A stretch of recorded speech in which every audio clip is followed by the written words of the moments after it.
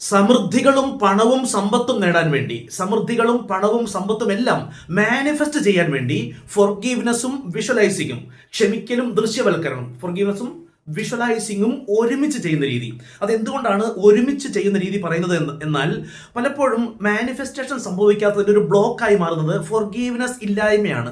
അതിൻ്റെ കാരണം മനുഷ്യൻ നെഗറ്റീവ് ബയാസ് ഉള്ള ജീവിയാണ്. അതായത് എന്തിലും ഏതിലും നെഗറ്റീവ് കാണുന്ന ജീവിയാണ്. അത് ആ മനുഷ്യൻ ഉരുത്തിരിഞ്ഞു വന്ന കാലത്ത് ഒരു സർവൈവൽ മോഡിന് വേണ്ടി അതേക്കുറിച്ച് ഈ വീഡിയോയിൽ അധികം ഒട്ടും തന്നെ സംസാരിച്ച് സമയം പാഴാക്കുന്നില്ല. ഏതായാലും മനുഷ്യൻ നെഗറ്റീവിന്മേൽ ആദ്യം വർക്ക് ചെയ്യുന്ന ജീവിയാണ്. മനുഷ്യൻ നെഗറ്റീവ് ബയാസ് ഉള്ള ജീവിയാണ്. അതുകൊണ്ട് തന്നെ അത് മാറ്റിക്കളഞ്ഞുകൊണ്ട് അത് മാറ്റിക്കളയുന്ന ഒരു പ്രക്രിയയാണ് ഫൊർഗീവ്നെസ്. നമ്മൾ പകൽ സമയങ്ങളിൽ ആ ഫൊർഗീവ്നെസ് ചെയ്യുന്ന സന്ദർഭത്തിനും പ്രാധാന്യമുണ്ട് ഫൊർഗീവ്നെസ് വിഷ്വലൈസിങ് ചെയ്യുന്നതിന്. കാരണം വിഷ്വലൈസിങ് കണ്ണടച്ച് ചെയ്യേണ്ടതുള്ളത് കൊണ്ട് ഉറങ്ങുന്നതിന് തൊട്ട് മുൻപാണ് വിഷ്വലൈസിങ് ചെയ്യുന്നത് ഏറ്റവും നല്ലത്. അത് വിഷ്വലൈസിങ് ലളിതമായി പറഞ്ഞുതരാം. വിഷ്വലൈസിങ് ചെയ്യുന്നതിന്റെ തൊട്ട് മുൻപാണ് ഫൊർഗീവ്നെസ് അഥവാ ക്ഷമിക്കൽ എന്ന പ്രക്രിയ ചെയ്യേണ്ടത്. രാത്രി ഉറങ്ങാൻ പോകുന്നതിന് തൊട്ട് മുൻപ്, കാരണം കണ്ണടച്ചിരിക്കാൻ സൗകര്യമുണ്ട്. ഉറങ്ങാൻ വേണ്ടി കിടന്നുകൊണ്ടാണെങ്കിൽ വിഷ്വലൈസിങ് ചെയ്യാം. അതിന് തൊട്ട് മുൻപ് ഈ പറഞ്ഞ കിടന്നുകൊണ്ടോ സാഹചര്യ കുറവൊക്കെ ഉണ്ടെങ്കിൽ വിദേശത്തോ മറ്റൊക്കെ താമസിക്കുന്നവർ ഇരുന്നു കൊണ്ട് കണ്ണടച്ച് ചെയ്യാൻ സാഹചര്യക്കുറവുണ്ടെങ്കിൽ കിടന്നുകൊണ്ടാണെങ്കിൽ പോലും ചെയ്യാം. കിടന്നുകൊണ്ട് 3 ഘട്ടങ്ങളുള്ള 3 സ്റ്റെപ്പുള്ള ഒരു വാചകം, ഒരു ആശയം, ഒരു ചിന്തയാണ് ഫൊർഗീവ്നെസ്സിൽ ഉപയോഗിക്കേണ്ടത്. സിമ്പിളാണത്. അറിഞ്ഞും അറിയാതെയും ഒരിക്കൽ പറയാം, ഒന്നുകൂടെ ആവർത്തിക്കുകയും ചെയ്യാം. അറിഞ്ഞും അറിയാതെയും ഞാൻ എന്നെ തന്നെ വേദനിപ്പിച്ചതിനും കുറ്റപ്പെടുത്തിയതിനും ഞാൻ എന്നോട് തന്നെ ക്ഷമിച്ചിരിക്കുന്നു. അറിഞ്ഞും അറിയാതെയും എന്നെ വേദനിപ്പിച്ചിട്ടുള്ള എല്ലാ മനുഷ്യരോടും ഞാൻ ക്ഷമിച്ചിരിക്കുന്നു. അറിഞ്ഞും അറിയാതെയും ഞാൻ വേദനിപ്പിച്ചിട്ടുള്ള എല്ലാ മനുഷ്യരോടും ഞാൻ ക്ഷമ ചോദിക്കുന്നു. കഴിഞ്ഞു. 3 ഘട്ടങ്ങളുള്ള സിമ്പിൾ വാചകം. ഒരിക്കൽ കൂടെ പറയാം. അറിഞ്ഞും അറിയാതെയും ഞാൻ എന്നെ തന്നെ വേദനിപ്പിച്ചതിനും കുറ്റപ്പെടുത്തിയതിനും ഞാൻ എന്നോട് തന്നെ ക്ഷമിച്ചിരിക്കുന്നു. അറിഞ്ഞും അറിയാതെയും എന്നെ വേദനിപ്പിച്ചിട്ടുള്ള എല്ലാ മനുഷ്യരോടും ഞാൻ ക്ഷമിച്ചിരിക്കുന്നു. അറിഞ്ഞും അറിയാതെയും ഞാൻ വേദനിപ്പിച്ചിട്ടുള്ള എല്ലാ മനുഷ്യരോടും ഞാൻ ക്ഷമ ചോദിക്കുന്നു. ആ 3 ഘട്ടങ്ങളുള്ള ഒരു വാചകം ഒറ്റ പ്രാവശ്യം പറയുമ്പോൾ തന്നെ അത് വളരെ പവർഫുൾ ആയി മാറും. ഒരൊറ്റ പ്രാവശ്യം പറഞ്ഞാൽ മതി.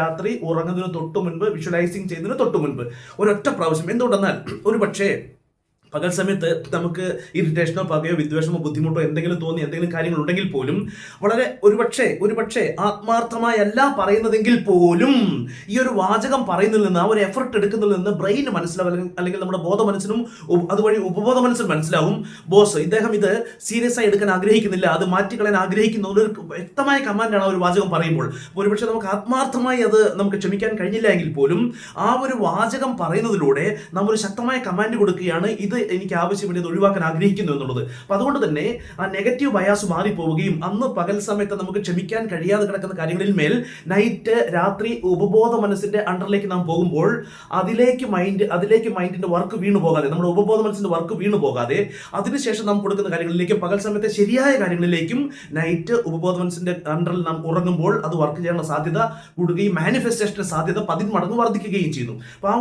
ആ ഒരൊറ്റ വാചകം 2 പ്രാവശ്യം പറഞ്ഞു കഴിഞ്ഞു. ആ ഒരു വാചകം, ആ ഒരു ചിന്ത, ആ ഒരു ആശയം മനസ്സിലേക്ക്, ആ ഫൊർഗീവ്നെസ്സിന്റെ ആശയം മനസ്സിലേക്ക് കൊടുത്തു കഴിഞ്ഞതിന് ശേഷം വിഷ്വലൈസിങ്ങിന്റെ ലളിതമായ നിർവചനം: ലക്ഷ്യങ്ങളെല്ലാം ചിത്രങ്ങളായി സങ്കല്പിക്കുന്നു. ചിത്രങ്ങളായോ ചലച്ചിത്രങ്ങളായോ. ഉദാഹരണം പറയുകയാണെങ്കിൽ നിങ്ങൾക്കറിയാം, അതെങ്കിലും ഉദാഹരണം പറയുകയാണെങ്കിൽ ഒരു വീടാണ് ലക്ഷ്യമെങ്കിൽ ആ വീട് സങ്കല്പിക്കുന്നു. ആ വീട് പണിക്ക് വേണ്ടി ഉള്ള ഓട്ടപ്പാച്ചിലോ ആ വീടിന്റെ പെയിന്റ് അടി ഒന്നുമല്ല. ആ വീട് പണിയുകയാണെങ്കിൽ ആ വീട് പണി പൂർത്തിയായി കഴിഞ്ഞതിന് ശേഷമുള്ള അവസ്ഥകൾ, വീട് വാങ്ങിച്ചതാണെങ്കിൽ വീട് വാങ്ങിച്ചതിന് ശേഷമുള്ള അവസ്ഥകൾ. 5 ലക്ഷം രൂപ മാസവരുമാനമാണ് 5 ലക്ഷം രൂപ മാസവരുമാനമാണ് ആഗ്രഹിക്കുന്നതെങ്കിൽ ആ 5 ലക്ഷം രൂപ മാസവരുമാനം ലഭിച്ചതിന് ശേഷമുള്ള അവസ്ഥകൾ, അതാണ് ലക്ഷ്യം എന്ന് പറയുന്നത്. ആ ലക്ഷ്യത്തിന് വേണ്ടിയുള്ള ഓട്ടപ്പാച്ചിലല്ല എന്നുള്ളത് എപ്പോഴും മനസ്സിലാക്കുക. എൻഡ് റിസൾട്ട് എന്ന് വേണമെങ്കിൽ പറയാം അതിനെ. അവിടെ നമ്മൾ യാതൊരു ബുദ്ധിമുട്ടുമില്ല. അതായത് ഇപ്പോൾ നമ്മൾ ലഭിച്ചു കഴിഞ്ഞു എന്നൊന്നും നമ്മൾ പറയുന്നില്ല. അവിടെ ഭാവിയിൽ നമുക്ക് ലഭിക്കേണ്ടത്, നാം ആഗ്രഹിക്കുന്ന ആ ലക്ഷ്യം, അതിന്റെ സിഗ്നൽ, ആ ഒരു ഇമേജ് നാം നേരിട്ട് ബ്രെയിനിലേക്ക് കൊടുക്കുന്നു. ഭാവിയിൽ നമുക്ക് വേണ്ടുന്ന ലക്ഷ്യം നാം ഇമാജിനേഷൻ, ആ ഇമേജ് നാം ബ്രെയിനിലേക്ക് സിമ്പിളായി കൊടുക്കുന്നു. ബ്രെയിനിലേക്ക്, യൂണിവേഴ്സിലേക്ക്, എങ്ങനെയും നിങ്ങൾക്ക് ചിന്തിക്കാം. ഏതായാലും അതാണ് വിഷ്വലൈസിങ്. സിമ്പിൾ. വീടാണെങ്കിൽ വീട്, 5 ലക്ഷം മാസ വരുമാനമാണെങ്കിൽ അത് നേടിക്കഴിഞ്ഞതിന് ശേഷമുള്ള അവസ്ഥകൾ, മകളുടെ വിവാഹമാണെങ്കിൽ അത് നേടിക്കഴിഞ്ഞതിന് ശേഷമുള്ള അവസ്ഥകൾ, സംഭവിച്ചു കഴിഞ്ഞതിന് ശേഷമുള്ള, മകളുടെ വിവാഹം നടന്നു കഴിഞ്ഞതിന് ശേഷമുള്ള ആ സന്ദർഭങ്ങൾ, ഏതാണ് ലക്ഷ്യം, ആ ലക്ഷ്യം നടന്നതിന് ശേഷമുള്ള അവസ്ഥകൾ. ഇപ്പോൾ IAS ആണ് ആഗ്രഹിക്കുന്നെങ്കിൽ ആ IASന്റെ എക്സാം പാസ്സായതിനു ശേഷമുള്ള മുഹൂർത്തങ്ങൾ, ആ റിസൾട്ട് അറിയുന്നു, പാസ്സായിരിക്കുന്നു, വീട്ടിലേക്ക് വിളിച്ച് പറയുന്നു, വീട്ടിലേക്ക് പോയി എൻജോയ് ചെയ്യുന്നു, അതിന് ശേഷമുള്ള അവസ്ഥകൾ. ആ ലക്ഷ്യത്തിന് വേണ്ടിയുള്ള ഓട്ടപ്പാച്ചിലല്ല എന്ന് വ്യക്തമായി നിങ്ങൾക്ക് മനസ്സിലാകുന്നതിന് വേണ്ടിയാണ് അത്രയും വിശദീകരിക്കുന്നത്.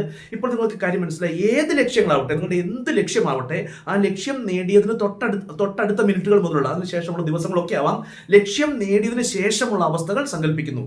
നിങ്ങൾക്ക് അത് കിടന്നുകൊണ്ട് കണ്ണടച്ചുകൊണ്ടാകാം ഒരു പ്രാവശ്യം തന്നെ, അല്ലെങ്കിൽ ഒറ്റ സ്ട്രെച്ചിന്, ഒരു ഇരിപ്പിന് തന്നെ നിങ്ങൾക്ക് എത്രയോ ലക്ഷ്യങ്ങൾ വേണമെങ്കിലും, ഒരു ലക്ഷ്യം ഒരു 6 സെക്കൻഡ്, അടുത്ത ലക്ഷ്യം 6 സെക്കൻഡ്, ഇനി അല്ലെങ്കിൽ ഒരു ലക്ഷ്യത്തിന് റിപ്പീറ്റ് ചെയ്യാം. നിങ്ങൾക്ക് പ്രധാനപ്പെട്ട ലക്ഷ്യം ഏതാണോ അതൊന്നും തന്നെ വേണമെങ്കിൽ 6 സെക്കൻഡ് അത് തന്നെ, വീണ്ടും 6 സെക്കൻഡ് അത് തന്നെ, വീണ്ടും ഒരു 6 സെക്കൻഡ് അല്ലെങ്കിൽ 10 സെക്കൻഡ് അത് തന്നെ, നിങ്ങൾക്ക് അതിനെ റിപ്പീറ്റ് ചെയ്യാം. അതല്ലെങ്കിൽ 1 by 1 ആയി കൊടുക്കാം, ഏത് രീതിയിലും ചെയ്യാം. ഏതായാലും ഫോർഗീവ്നെസ്സിന് ശേഷം വിഷ്വലൈസിങ് ചെയ്യുന്നത് ആ മാനിഫെസ്റ്റേഷൻ കപ്പാസിറ്റി, നമ്മുടെ മാനിഫെസ്റ്റേഷന്റെ പവർ വർദ്ധിക്കുകയും മാനിഫെസ്റ്റേഷന്റെ സാധ്യതയും വേഗതയും ഏറുകയും ചെയ്യുന്നു. ഏതായാലും ഫോർഗീവ്നെസ്സിന് ശേഷം വിഷ്വലൈസിങ് ചെയ്യുന്ന രീതി പരീക്ഷണ അടിസ്ഥാനത്തിൽ ഒന്ന് ചെയ്തു നോക്കൂ, ഫലം അനുഭവിച്ചറിയൂ.